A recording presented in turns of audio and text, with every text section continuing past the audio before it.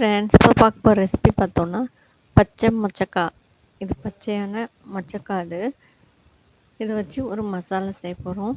இதுக்கு ஒரு வெங்காயம் பொடியாக கட் பண்ணியிருக்கோம், தக்காளி, கொத்தமல்லி, கருவேப்பிலை வச்சுருக்கோம்.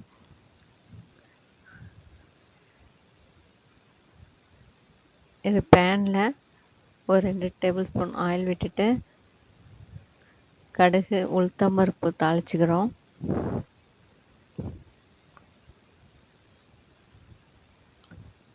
அதோட பொடியாக நறுக்கி வச்ச வெங்காயம், தக்காளி, கருவேப்பிலை இது எல்லாத்தையும் நல்லா வதக்கிக்கிறோம்.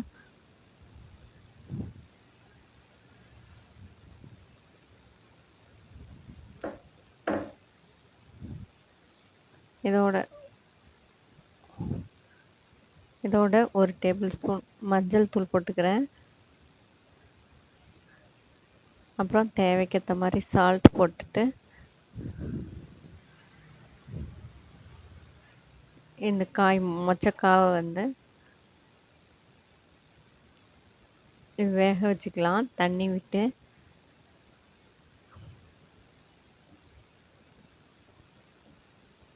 இது கொஞ்சமாக வதக்கிட்டு அதை அப்படியே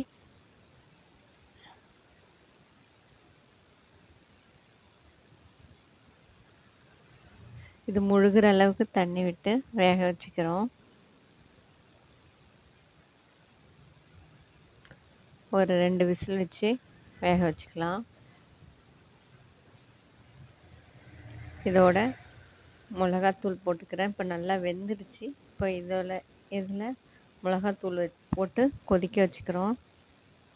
அது இப்போ கொதிச்சிக்கிட்டே இருக்கட்டும். இப்போ இதை தேங்காய் ஒரு 2 டேபிள் ஸ்பூன்,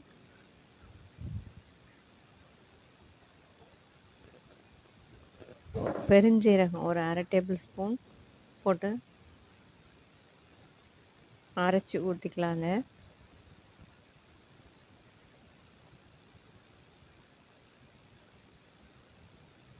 இப்போ ஒரு 5 மினிட்ஸ் வச்சுட்டு எடுத்தோன்னா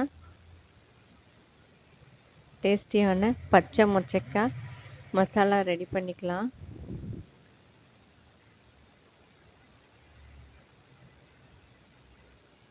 இதுக்கு சாதத்துக்கு சைட் டிஷ்ஷாகவும் யூஸ் பண்ணிக்கலாம். சப்பாத்தி, தோசைக்கும் எடுத்து சாப்பிட்டுக்கலாம். வீடியோ லைக் பண்ணிங்கன்னா மறக்காமல் ஷேர் பண்ணுங்கள், சப்ஸ்கிரைப் பண்ணுங்கள். தேங்க்யூ.